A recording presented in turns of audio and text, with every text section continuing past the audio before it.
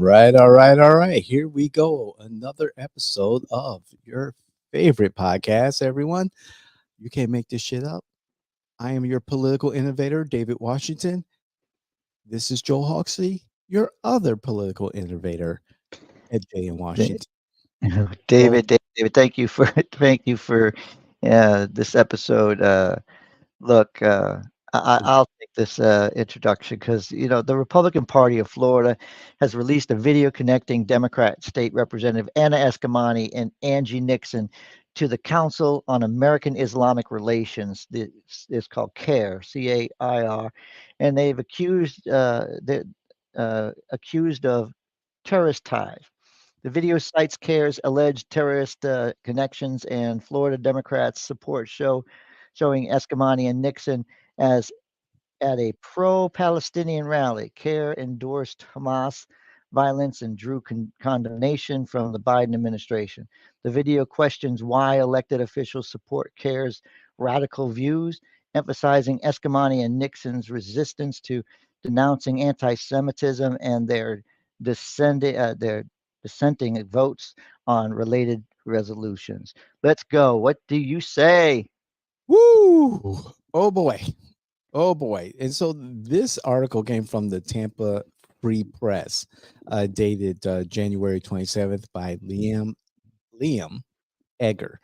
And there's a screenshot in the article of a particular protest. And this screenshot is provided by the Florida GOP. And in the screenshot, it says, "We are jihad." Wow.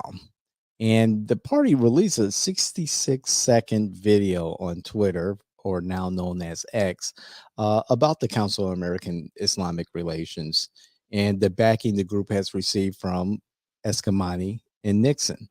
This is concerning, of course, when you have two state representatives who are very popular, not just in their own districts, but statewide. It draws attention, undue attention, to Democrats that the Democrats really can't afford to have. And the crowd goes silent. Oh, I don't know why it went silent. I Oh, look. you. Can you hear me? Oh yes, you're. We Oh we yeah. got Okay. you. So Yeah. yeah, I'm having a little issue with my website here, but Anna Eskamani, very nice person. I want everybody to know. I want to be very clear. She's never. I mean, she's avoided me in political stuff, but as far as when you're at an event, she's very kind. She's a very likable person. Um, she is. She is Islamic, so her position may be tied to, her faith, but at the same time, we need to balance the fact that, you know, we support Israel. We do not support terrorism in any form. Hmm. We wouldn't. There's a lot of talk about, you know, the anti-Semitism that's been raised since this Hamas incident with Israel. So this is I mean, it's a legitimate place to attack them. Um, I think that they should come up and they should address the issue with everybody because look, you become it becomes hypocrisy if you're telling everybody that they're supposed to love everybody and they got to treat everybody equally, and you're defending the LGBT community. You're out there trying to defend everybody and then you say, yet I'm not going to support the Jewish people. I'm not going to support this group of people. I'm not going to support this group of people, and I'm gonna be very vocal about it. You shouldn't be at a protest. That's the worst part. And what compounds the issue is that, according to the Tampa Free Press, um, Nixon and Eskamani have been resistant to denounce anti-Semitism in the wake of the horrors that are occurring in the East, particularly those demonstrated by Hamas. Um, they were two of three Democrats who voted against a resolution introduced by Democrats that defined anti-Semitism in Florida law. So in November, Nixon introduced a resolution that called for Israel to stop its offensive and implement a ceasefire in Gaza. And she and Eskamani were the only two state lawmakers to support that. So there's there's an issue with Nixon and Eskamani not following along with or supporting the majority of Democrats, the vast majority of Democrats on this particular position. Are they in positions where they can, defend themselves, defend their seats? Maybe, maybe not. But knowing, Representative Eskamani more than I do Representative Angie Nixon. Um, Eskamani's is firm in her beliefs, firm in her stances that she's taken, and this is one time that she's not standing with the Democrats on a particular sensitive yet important issue. But David, yeah, you have seen a lot of Democrats leaving, the support for Israel on the table. Kamala Harris has been clear, and they've been trying to hide her away with her statements in support of Hamas. These little things that, you know, they come back to bite you when you say them or you go out and protest. What was it that Holly said when we were speaking to her from No Labels? Everybody should know you get caught no matter what you do in That's this right. industry. You do. Everybody sees it. There's nothing you can say or do that's not going to be there. Like, you want to get somebody on flip flopping? That's my favorite commercials because you get somebody in politics long enough, they've been on both sides of the issue. Right. you know? Right. Yeah, yeah, that's true. And is Eskamani is very independent in her views and in her votes, but mostly, falling in line with many of the Democratic legislation that moves forward. However, is her stance representative of the district that she represents? That's something that maybe her residents, her district constituents, should ask her if they see this as an issue.